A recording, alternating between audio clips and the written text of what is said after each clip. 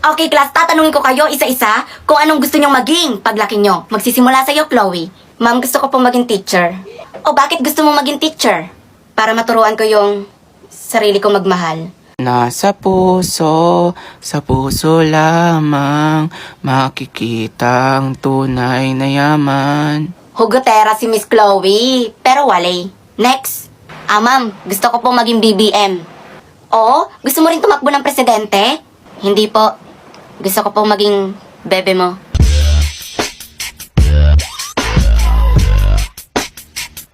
Hoy, ano ka ba? I'm 49 years old. 냄새. 디스커스팅한 냄새가 나요.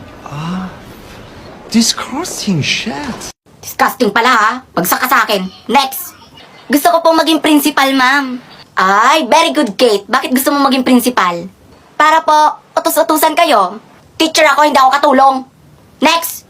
Ako naman po, ma'am, gusto ko pong maging katulad ng nanay ko. Mabuti pa tong si Rowena. Gustong tularan yung nanay niya. Bakit, Rowena? Ano ba yung nanay mo ngayon? Pokpok po, ma'am. Gusto ko pong maging pokpok. Kung pokpokin ko mukha mo, bakit gusto mo naman maging pokpok? Sabi ng nanay ko, mas malaki daw po ang sahod doon. Kaya, I want to be a pokpok.